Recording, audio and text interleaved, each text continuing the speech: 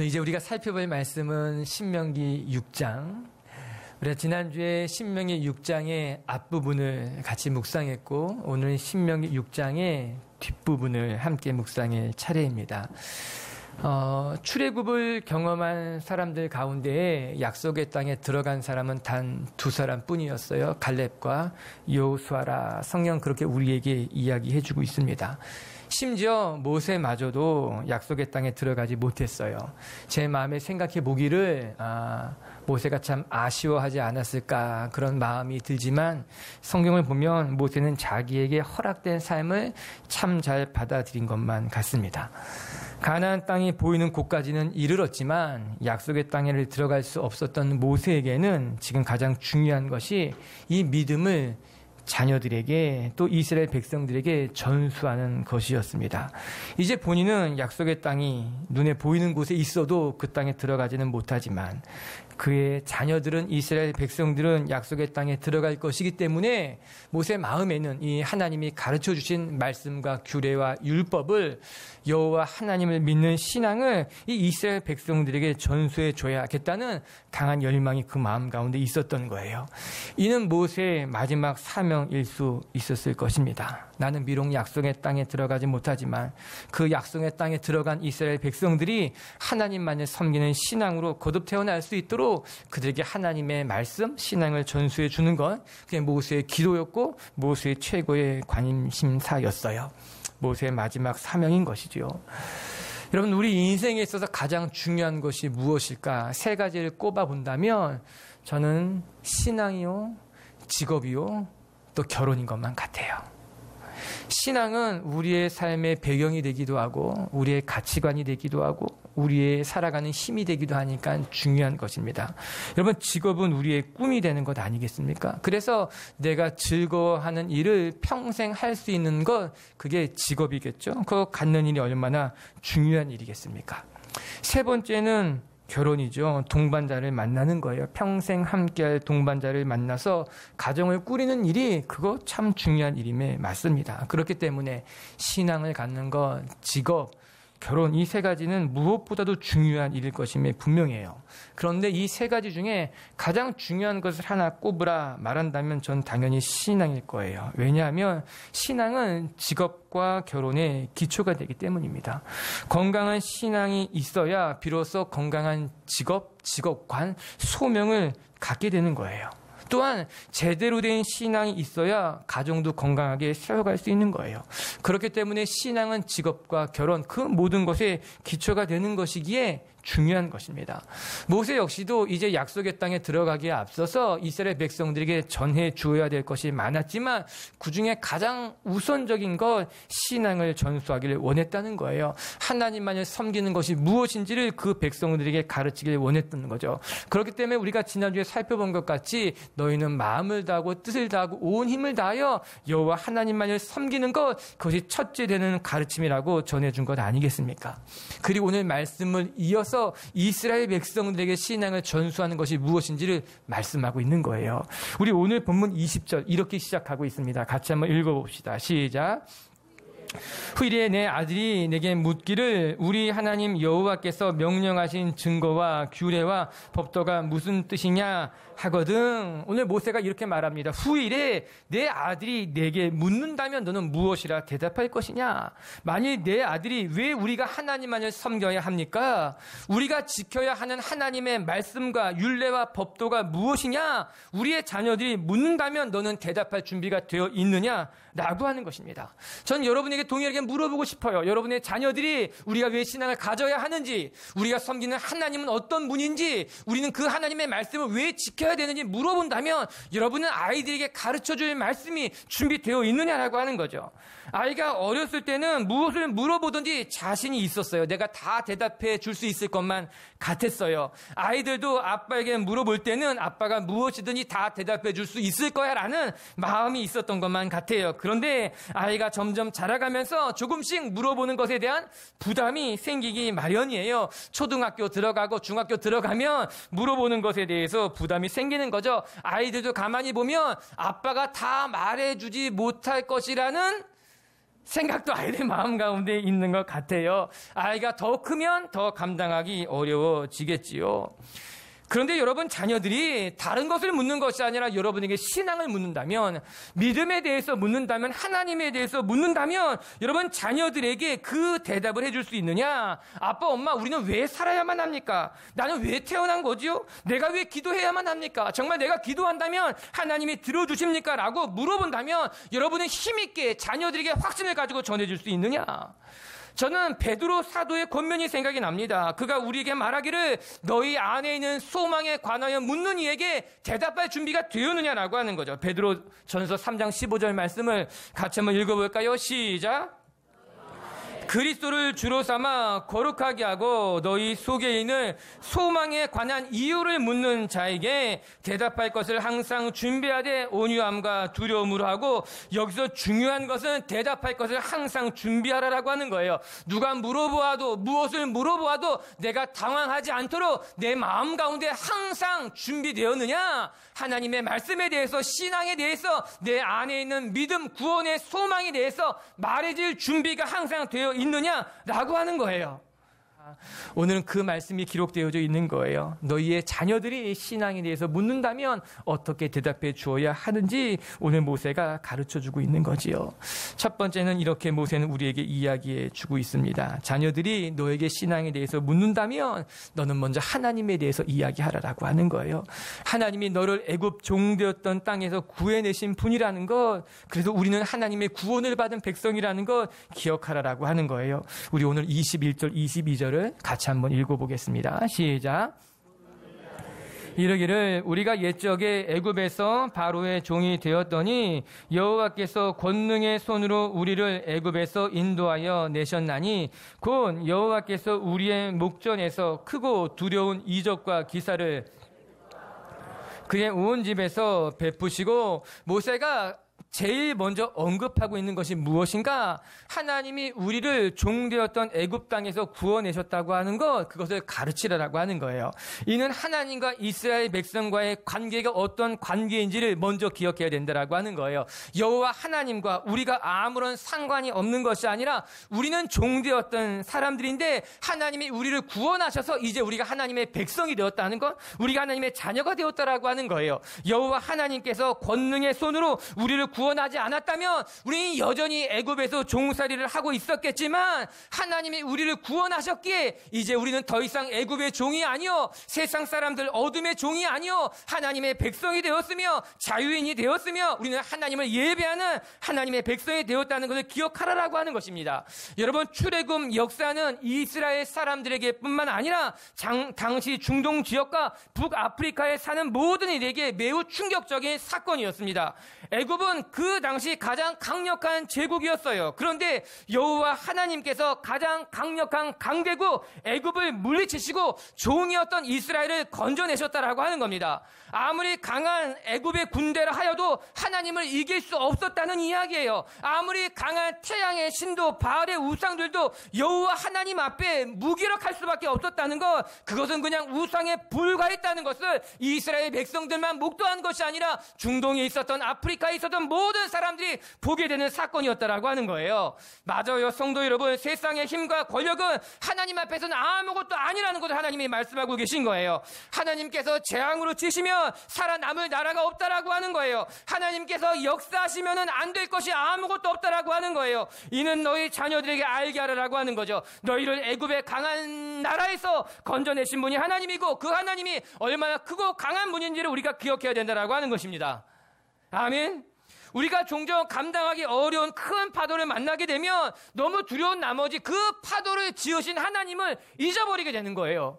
우리의 삶에 큰 그늘이 들어오게 되면은 마음이 너무나 낙심된 나머지 그 그늘 너머에는 하나님을 보지 못할 때가 많다라고 하는 거예요. 그렇기 때문에 우리는 눈에 보이는 일 때문에 낙심하게 되고요, 눈에 보이지 않은 미래 때문에 걱정하게 된다라고 하는 거예요. 그러나 오늘 모세를 통해서 우리가 배우게 되는 거예요. 당시 가장 강력한 애굽 군대를 하나님이 10개의 재앙으로 무너뜨린 것 같이 하나님이 너희를 건져주실 것이라고 하는 거예요. 우리가 믿고 따르는 하나님은 홍해를 가르친 하나님이고 여리고를 무너뜨리는 하나님이고 애굽의 군대를 삼키신 하나님이라는 걸 너희가 기억하라라고 하는 거예요. 우리의 신앙은 그런 신앙이라고 하는 거예요. 두려운 신앙이 아니라, 무기력한 신앙이 아니라, 이 세상의 강대국을 무너뜨리고 하나님을 막을 자가 없는 신앙이 우리가 붙들고 있는 여호와 하나님의 신앙이라고 하는 거예요.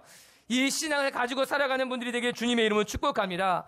그래서 우리는 하나님의 은혜로 살아가는 사람이 됐다는 거예요. 내 힘으로 살아가는 것이 아니라 하나님의 구원으로 살아왔다라고 하는 거죠. 내가 나를 지킨 것이 아니라 하나님이 우리를 지켰다는 것을 모세가 말해주고 있는 거예요. 여러분, 신명기 6장 10절과 11절, 우리가 읽은 본문은 아니지만 그 앞절에 이런 말씀이 나와요. 같이 한번 자막을 통해 읽어봐요. 시작. 내 조상 아브라함과 이삭과 야곱을 향하여 내게 주리라 맹세하신 땅으로 너를 들어가게 하시고, 내가 건축하지 아니한 크고 아름다운 성읍을 얻게 하시며, 내가 채우지 아니한 아름다운 물건이 가득한 집을 얻게 하시며, 내가 파지 아니한 우물을 차지하게 하시며, 내가 심지 아니한 포도원과 감람나무를 차지하게 하사 내게 배불리 먹게 하실 때에, 이는 이제 이스라엘 백성이 가나안 땅에 들어가서 차지하게 될 것에 대해서 구체적으로 이야기하고 있는 겁니다. 너희가 가나안 땅에 들어가게 되면 너희가 건축하지 않은 성읍을 차지하게 될 것이고, 너희가 채우지 않은 집을 얻게 될 것이고, 너희가 수고하지 않은 우물을 내가 마시게 될 것이고, 심지어는 너희가 심지 않은 과실들을, 포도나무와 감람나무를 내가 얻게 될 것이라고 이야기하고 있는 거예요. 너희가 수고하지 않은 성읍이지만, 내가 수고하지 않은 우물이지만 그 모든 것을 내가 얻게 될 거라고 말씀하는 거죠. 여러분, 이것이 은혜란 거예요. 은혜가 무엇인지를 정확히 말씀해주고 있는 거예요. 은혜는 하나님이 우리에게 거저주시는 선물이라고 하는 거예요. 내가 그만큼 수고하지 않았음에도 불구하고 하나님이 채우시고 부으시는 것이 은혜인 거예요. 그리고 이제 이스라엘 백성들이 그 하나님의 은혜를 누리게 될 것이라고 말씀하고 있는 것 아니겠습니까? 사랑하는 성도 여러분, 하나님의 자녀들은 누리게 되는 은혜가 있기 마련이라고 하는 거예요. 내가 수고한 것이 아니지만 하나님이 주시는 선물이 있는 거예요. 내 힘으로 얻을 수 있는 것이 아니지만, 내가 누릴 수 있는 것이 아니지만, 하나님이 시시때때로 우리의 삶 가운데 채우시고 우리의 삶을 선하게 인도하신다라고 하는 거예요. 마치 여리고성이 무너진 것만 같이, 마치 홍해가 저절로 갈라진 것만 같이, 기적을 믿는 이들 가운데 하나님이 베푸시고 채우시는 은혜가 우리 삶 가운데 있다라고 하는 것이죠. 아멘. 여기서 우리가 착각하지 않아야 될 것이 한 가지가 있어요. 그건 무엇인가? 그러면 우리는 아무것도 하지 않아도 되느냐 하는 거예요. 하나님이 은혜로 우리의 삶을 다 채워주신다면 우리가 수고하지 않아도, 우리가 노력하지 않아도, 우리가 아무것도 하지 않아도 되는 것이냐? 우리가 이런 착각을 할 수 있다라고 하는 거예요. 아니에요. 이스라엘 백성들이 그들이 건축하지 않은 성읍을 차지해요. 그들이 채우지 않은 집도 얻어요. 그들이 심지 않은 과실도 먹게 되지만, 그래요, 그건 하나님이 주신 선물임에 틀림이 없어요. 그러나 그 모든 것을 차지하기 위해서 이스라엘 백성들은 가나안 사람들과 치열한 정복 전쟁을 한다라고 하는 겁니다. 목숨을 걸고 여리고성을 13바퀴 돌았다라고 하는 거예요. 자기의 자녀와 가축들을 요단 동편에 두고 남자들은 요단강을 건너가서 정복 전쟁에 나아가 그들과 맞서 싸우는 시간들을 가졌다라고 하는 거예요. 앞으로도 그런 시간이 그들 가운데 필요하다라고 하는 겁니다. 이스라엘 백성들이 아무것도 안 하면서 얻은 것이 아니라 그들은 목숨을 걸고 싸웠어요. 은혜라고 하는 것은요, 내가 아무것도 하지 않았는데 하나님이 우리에게 승리를 주는 것이 아니라, 우리가 목숨을 걸고 최선을 다해 싸울 때 그 전쟁을 승리하게 하시는 것이 하나님이 주신 은혜라고 하는 거예요. 내가 누릴 수 없는 것, 내가 가질 수 없는 것을 하나님이 주시지만, 우리는 그것을 위해서 노력하고 수고하고 성실하게 내 삶의 자리를 지켜나갈 때 하나님이 그 수고의 끝자락에서 우리의 삶 가운데 베푸시는 것이 은혜라고 하는 것이에요. 우리가 인생을 살면서 실패를 통해 뼈저리게 배우게 되는 것이 있습니다. 그것은 열심히 노력했는데도 안 되는 것이 있다는 거예요. 사실 그렇지 않습니까? 정말 열심히 했는데도 안 될 때가 있습니다. 내가 노력했는데 남들보다 더 많이 수고하고 노력했음에도 불구하고 뜻대로 되지 않을 때가 있다라고 하는 거예요. 우리는 이런 일들을 경험하면서 배우게 되고 성장하게 되는 거예요. 아, 내 뜻대로 되는 것만은 아니구나. 때로는 내가 노력해도 안 되는 것이 있구나 깨닫게 된다라고 하는 거죠. 그래서 사람들이 이렇게 말합니다. 노력해도 운과 때가 따라줘야 된다라고 하는 거예요. 그리고 그 말은 맞는 말처럼 느껴질 때가 많습니다. 그래요. 열심히 수고했는데도 안 될 때가 있어요. 운도 필요하고 때도 맞아떨어져야 되는 것만 같아요. 그런데 오늘 말씀을 보면서 가만히 생각해 보면 은혜가 바로 그런 것이라는 거죠. 우리가 노력해도 안 되는 것이 많은데 우리가 노력한 것 위에 하나님이 채워주시는 것이 은혜라고 하는 거예요. 우리가 노력하고 수고한 것이 열매 맺을 수 있도록 하나님이 돌보시는 것이 은혜라고 하는 거예요. 우리의 수고가 헛수고가 되지 않도록 하나님이 지키시고 채우시는 것이 은혜라고 성경이 우리에게 말씀해 주고 있는 것 아니겠습니까? 우리가 수고하지도 않은 것을 채워주시는 것이 아니라 우리가 수고한 것이 열매 맺도록 돕는 분이 하나님이라고 하는 거예요. 우리의 흘린 땀의 대가가 헛되지 않도록 채워주시는 분이 하나님이라고 하는 거예요. 이스라엘 백성이 6바퀴를 돌고 7바퀴를 돈 이후에 여리고가 무너지도록 도우시는 분이 하나님이라고 하는 거예요. 요단강이 갈라지도록 믿음의 사람들이 한 걸음 한 걸음 나아갈 때 그 요단강을 가르게 하시는 분이 우리 하나님이라고 하는 거예요. 자기의 처와 자녀들을 요단 동편에 두고서 전쟁하기 위해서 두려운 마음을 가지고 순종하며 나갈 때 그 전쟁을 이기게 하시는 분이 우리 하나님이요, 그것이 은혜라고 성경이 우리에게 가르쳐주고 있는 것 아니겠습니까? 저는 우리가 이 축복으로 살아가는 인생이 되길 주님의 이름으로 축복합니다. 우리의 삶에 하나님의 은혜가 있는 거예요. 내가 수고한 것이 헛되지 않도록 채우시는 은혜, 나의 노력에 열매 맺도록 하시는 그 하나님의 은혜, 그것이 바로 내가 건축하지 않은 성읍을 얻게 되는 은혜이며, 내가 파지 않은 우물을 마실 수 있게 되는 은혜이며, 내가 심지 않은 과실을 먹게 되는 은혜가 되는 것 아니겠습니까? 오늘 모세가 말해주고 있는 거예요. 너희의 삶에 하나님의 은혜가 있었다는 것을 잊지 말고 기억하라라고 하는 거예요. 내 삶이 그 은혜로 말미암아 지금까지 허락됐다는 것을 기억하라고 하는 거죠. 우리 미치교회 성도들도 하나님의 축복으로 살아가는 인생임을 깨닫고 여러분 자녀들에게 하나님의 은혜를 물려주는 신앙이 되기를 주님의 이름으로 축복합니다. 두 번째, 또 말씀을 통해 깨닫게 되는 것은, 오늘 모세가 가르쳐주는 것은 하나님의 은혜를 잊어버리면 안 된다는 거예요. 너의 삶의 모든 순간이 하나님의 은혜임을 잊어버리지 말라는 거죠. 이제 23절과 24절을 같이 한번 묵상합시다. 시작. 우리 조상들에게 맹세하신 땅을 우리에게 주어 들어가게 하시려고 우리를 거기서 인도하여 내시고 여호와께서 우리에게 이 모든 규례를 지키라 명령하셨으니 이는 우리가 우리 하나님 여호와를 경외하여 항상 복을 누리게 하기 위함이시며 또 여호와께서 우리를 오늘과 같이 살게 하려 하심이라. 우리 조상에게 맹세하신 땅으로 우리를 인도하신 분이 여호와 하나님이라는 것을 기억하라는 거죠. 여호와 하나님을 경외하고 우리가 살고 있는 그 모든 것이 하나님의 은혜라는 것을 잊지 말라고 하는 거죠. 24절 마지막엔 이렇게 나오잖아요. 우리를 오늘과 같이 살게 하신 것, 그것이 하나님의 은혜라고 하는 거예요. 내가 지금 누리고 있는 것, 내가 지금 살고 있는 그 모든 것이 하나님의 은혜임을 잊지 말아라. 하나님을 알지 못하는 사람이 신앙을 갖게 되는 것도 참 어려운 일이지만 우리가 가진 신앙을, 처음 신앙을 끝까지 잘 지키는 것도 어려운 일인 것 같습니다. 어쩌면 신앙을 처음 갖는 것만큼이나 내가 가진 그 첫 마음, 첫 신앙을 잃어버리지 않는 것이 더 어려운 일일 수 있다, 그런 생각을 하게 돼요. 왜냐하면 우리가 신앙을 가지면 그때부터 사단의 공격이 시작되기 때문입니다. 사단은 신앙을 가진 사람들을 그냥 내버려 두지 아니하며 마치 우는 사자와 같이 우리를 삼키려고 달려들기 때문에 우리가 이 신앙을 지키는 것, 첫 마음을 지키는 것이 쉽지 않은 일이라고 하는 거예요. 그렇기 때문에 모세가 자녀들에게 가르치라고 하는 거예요. 내가 지금 살고 있는 건, 내가 누리고 있는 것이 하나님의 은혜였음을 잊지 않도록 돌보라고 하는 겁니다. 오늘 말씀의 12절을 같이 한번 읽어볼까요? 자막을 통해서 같이 한번 볼까요? 12절입니다. 시작. 너를 애굽 땅 종되었던 집에서 인도하여 내신 여호와를 잊지 말고, 이게 무슨 말씀인가 하면은 11절과 연이어서 생각해 보게 된다면, 내가 약속의 땅에 들어가서 감람나무와 포도나무를 차지하고 내가 배불리 먹게 될 때에 너는 조심하여 너를 애굽 땅 종되었던 곳에서 인도하여 낸 너희 하나님을 잊지 말라라고 하는 거예요. 즉 너희가 젖과 꿀이 흐르는 땅에 들어가 그 땅의 것을 누릴 때, 너희가 배가 불러질 때, 너희가 안전해질 때, 너희가 심지 않은 과실을 먹게 될 때 그 모든 것이 하나님의 은혜였다는 사실을 잊으면 안 된다라고 하는 거예요.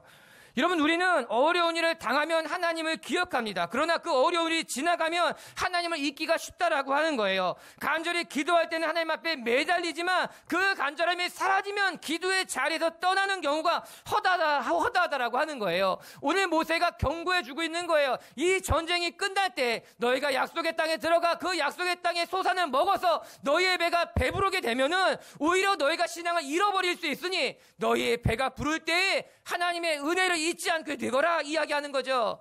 잠언 30장은 아굴의 기도가 나옵니다. 아굴이 자기 아들에게 쓴 시예요. 기도예요. 노래예요. 같이 한번 우리 잠언 30장 읽어볼까요? 자막통에서 시작. 두 가지를 주께 구하였사오니 내가 죽기 전에 내게 거절하지 마옵소서. 곧 헛된 것과 거짓말을 내게서 멀리 하옵시며 나를 가난하게도 마시옵고 부하게도 마시옵고 오직 필요한 양식으로 나를 먹이시옵소서. 혹 내가 배가 불러서 하나님을 모른다 여호와가 누구냐 할까 하오며 혹 내가 가난하여 도둑질하고 내 하나님의 이름을 두려워함이니이다. 아굴이 자기 아들 이디엘과 우갈에게 가르친 잠언이에요. 기도문이라고 하는 거예요. 무엇이라고 말합니까? 우리를 가난하게도 말고 부하기도 하지 말아주십시오. 가난하면 우리가 도둑질하여서 하나님의 이름을 욕되게 할까봐 두렵고 또한 우리가 너무 배부르게 되면은 하나님을 모른다 할까봐 염려스럽다고 기도하고 있는 것 아니겠습니까? 전 아굴의 기도가 너무 귀한 거예요. 그리고 이 기도를 자녀들에게 가르친다는 것이 놀랍고 대단하다는 거예요. 여러분, 자녀에게 부하게 해달라고 기도하는 것 아닙니까? 그런데 오늘 아굴은 그렇지 않아요. 부하게 해달라고 기도한 것이 아니라 너무 부하면 하나님을 잊을 수 있으니 우리를 부하게도 말고 가난하게도 말게 해달라고 기도하고 있는 거예요. 여러분, 어느 부모가 이렇게 기도합니까? 여러분, 부모들은 대부분 부하게 해달라고 기도하게 됩니다. 성공하게 해달라고 기도하게 됩니다. 나는 못 배웠지만 내 자녀들은 잘 배우게 해달라고 기도합니다. 나는 성공하지 못했지만 내 자녀들은 나보다 성공하게 해달라고 기도하고 있는 것 아니겠습니까? 그런데 아굴은 달랐다고 하는 거예요. 아굴의 기도는 달랐다라고 하는 거예요. 부하게 해달라고 기도하는 것이 아니라 가난하게 해달라고 기도하는 것이 아니라 하나님, 우리의 자녀들이 가난하여 하나님을 욕되게 할까봐 두렵고 부하면 하나님을 잊을까 두려우니 우리를 부하게도 말고 가난하게도 하지 말게 해달라고 기도하고 있는 거죠. 우리 마음 가운데 이 기도가 있어야 되는 거예요. 우리가 부하면 하나님을 잊을까봐 두려워하는 것이 있어야 된다라고 하는 거예요. 라오디게아는 소아시아에 있는 도시 중에 가장 번창한 도시였어요. 특별히 이 라오디게아는 은행과 교통의 요충지로서 아주 부가 축적된 도시였다고 이야기합니다. 그렇기 때문에 이 도시에 세워졌던 라오디게아 교회는 부족한 것이 없는 좋은 교회였다라고 하는 거예요. 그래서 스스로 생각하기를 우리는 부자라 부요하여 부족한 것이 없다고 이야기하게 됩니다. 그러나 하나님 눈에 보기에는 그렇지 않았다는 거예요. 그들이 부유한 도시에 세워져 부족함 없이 신앙생활을 하고 있었을지는 모르지만 하나님 눈에 보기에는 그들은 한없이 가난한 자였다는 거죠. 부족한 자였다는 거예요. 요한계시록 3장 17절에는 이런 말씀이 나와요. 한번 같이 읽어봐요. 내가 말하기를 나는 부자라 부유하여 부족한 것이 없다 하나 내 곤고한 것과 가난한 것과 눈먼 것과 벌거벗은 것을 알지 못하는도다. 너희는 부유한 도시에서 부유한 교회가 되어서 스스로 말하기를 나는 부자라 부유하여 부족한 것이 없다 말하지만 하나님 눈에 보기에는 오히려 너는 영적으로 가난한 자라는 거예요. 영적으로 곤고한 자라라고 하는 거예요. 내가 영적으로 벌거벗은 것을 내가 알지 못하니 너는 정말 어리석은 자라고 이야기하고 있는 것 아니겠습니까? 요한계시록에 소개되는 소아시아에는 7개의 교회가 있었어요. 그것이 에베소 교회, 빌라델피아 교회, 서머나 교회, 사대 교회, 10개, 7개의 교회가 있었는데 그 7개의 교회 가운데 칭찬이 단 한 번도 등장하지 않은 교회가 바로 라오디게아 교회라고 하는 거예요. 그들은 스스로 생각하기를 우리는 부자라 우리는 부유하여 부족함이 없이 신앙생활을 한다고 말하지만 하나님이 그들에게 보기에는 그들은 오히려 가난한 자였어요. 가련한 자였어요. 벌거벗었지만 벌거벗은지도 모르는 자였다라고 하는 거죠. 그래서 하나님이 모든 교회마다 책망할 것과 칭찬할 것을 이야기하지만 라오디게아 교회만큼은 칭찬할 만한 것이 아무도 없었다라고 하는 거예요. 왜? 그들이 하나님의 사랑을 잃어버린 거예요. 은혜를 잃어버린 거예요. 넉넉할지 모르지만 부유할지 모르지만 처음 가졌던 신앙을 잃어버렸기 때문에 오히려 그들은 가난한 자요, 가련한 자요, 부족한 자라고 하나님이 말씀하고 있는 것 아니겠습니까? 맞아요. 신앙은 갖는 것도 어렵지만 신앙을 지키는 것은 더 어려운 일일 수 있다라고 하는 거예요. 우리의 삶이 부해졌을 때, 우리의 삶의 고난이 사라질 때 우리가 이 신앙을, 이 은혜를 지키는 일이 쉽지 않은 일이라고 하는 거죠. 그렇기 때문에 모세가 자녀들에게 말해주고 있는 거예요. 내 삶의 모든 것이 하나님의 은혜였음을 내가 한시도 잊으면 안 된다라고 하는 것이죠. 그것이 바로 믿음이 무엇이냐 묻는 이스라엘 2세대에게 내가 오늘 가르쳐야 될 하나님의 말씀이고 하나님의 신앙이라고 이야기하고 있는 건 아니겠습니까? 사랑하는 성도 여러분, 우리의 삶의 모든 것이 하나님의 은혜였음을 잊지 않게 되기를 주님의 이름으로 축복합니다. 그리고 우리가 힘들고 어려울 때만 기도의 자리에 나가는 것이 아니라 하나님이 우리의 삶을 형통하게 할 때, 우리의 삶이 넉넉하여 부족한 것이 없을 때 오히려 그때 하나님을 더 기억하며 하나님 앞에 감사할 수 있는 성숙한 신앙인들이 되기를 주님의 이름으로 축복합니다. 말씀을 정리합시다. 오늘 20절은 이렇게 시작이 됩니다. 후일에 내 아들이 내게 묻기를 우리 하나님 여호와께서 명령하신 증거와 규례와 법도가 무슨 뜻이냐 묻거든. 우리 빛의 교회 성도 여러분, 여러분의 자녀들이 신앙이 무엇이냐고, 우리가 왜 기도해야 되고 우리가 붙들어야 될 말씀이 무엇이냐고 묻는다면 여러분의 자녀들에게 여러분이 해줄 말씀을 준비하는 분들이 되길 주님의 이름으로 축복합니다. 자녀들뿐만 아니라 여러분의 이웃이 누군가가 내게 신앙에 대해서 이야기해달라고, 내게 믿음이 무엇인지 말해달라고 묻는 자가 있다면 그에게 여러분이 가지고 있는 소망에 대해서, 믿음에 대해서 증거해 줄 수 있는 훈련된 준비된 하나님의 사람들이 되기를 주님의 이름으로 축복합니다. 그리고 두 번째, 우리가 붙들고 있는 신앙은 무엇인가? 그것은 바로 하나님이 우리를 애굽 땅에서 건져내셨다고 하는 것, 우리가 이제 하나님의 자녀가 되었고 하나님이 우리 하나님이 되었다고 하는 것, 그 모든 것이 하나님의 은혜였다는 것을 기억하는 것이다. 저와 여러분 삶의 모든 것이 하나님의 은혜임을 기억하며 그 하나님을 붙드는 분들이 되기를 주님의 이름으로 축복합니다. 그리고 세 번째, 우리가 부요하게 되어도 하나님을 잊지 않은 사람들이 되시길 바랍니다. 여러분의 삶이 형통케 되는 날 오히려 하나님을 찬송하고 감사하며 이 모든 것이 하나님의 은혜였다 기억할 수 있는 저와 여러분이 되기를 바랍니다.